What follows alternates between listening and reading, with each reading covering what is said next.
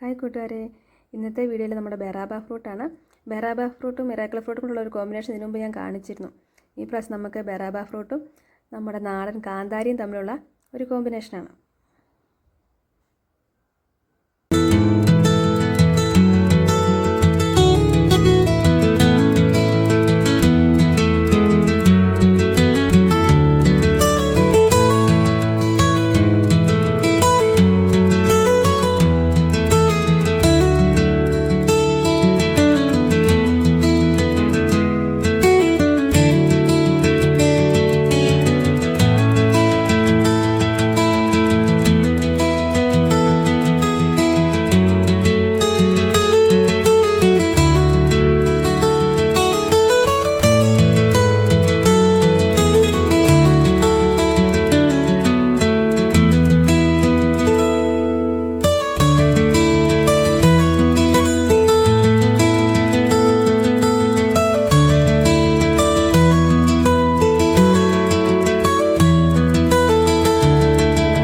ഫ്രൂട്ടും കാന്താരിയൊക്കെ പറിച്ചുകൊണ്ട് വെച്ചിട്ടുണ്ട്.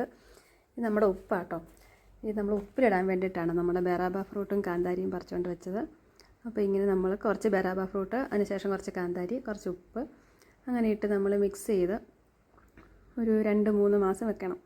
ഇനിയിപ്പോൾ നമ്മൾ ഓണത്തിൻ്റെ സമയമൊക്കെ ആകുമ്പോഴത്തേക്കും നമ്മൾ എവിടെയെങ്കിലുമൊക്കെ ട്രിപ്പ് പോകുമ്പോഴൊക്കെ ഇതുപോലെ യാത്ര ചെയ്യുന്ന സമയത്തൊക്കെ കഴിക്കാൻ പറ്റിയ ഒരു സാധനമാണ് ഈ ബെറാബ ഉപ്പിലിട്ടത്. മധുരവും ഉപ്പും പുളിയും എല്ലാം കൂടെ ചേർന്ന ഒരു നല്ല കോമ്പിനേഷനാണ് ബെറാബ ഫ്രൂട്ട്. അതുപോലെ തന്നെ ഇതുള്ളവരെല്ലാവരും തന്നെ ഇതിട്ടൊന്ന് പരീക്ഷിച്ച് നോക്കണം കേട്ടോ. അതുപോലെ തന്നെ കുട്ടികൾക്ക് എപ്പോഴും കഴിക്കാൻ ഇഷ്ടപ്പെട്ട ഒരു സാധനമാണ്. 2 മാസമൊന്നും ആകണ്ട, അതിന് മുമ്പ് തന്നെ കുട്ടികളെടുത്തിങ്ങനെ കഴിച്ചുകൊണ്ട് നടക്കും. വീട്ടിലേക്ക് ഇരിക്കുമ്പോൾ വെക്കേഷൻ സമയത്തൊക്കെ കുട്ടികൾക്കൊക്കെ ഇങ്ങനെ കഴിക്കാൻ പറ്റിയൊരു ഫ്രൂട്ട്, ഉപ്പിലിട്ട ഫ്രൂട്ടാണ് ബെറാബ ഫ്രൂട്ട്.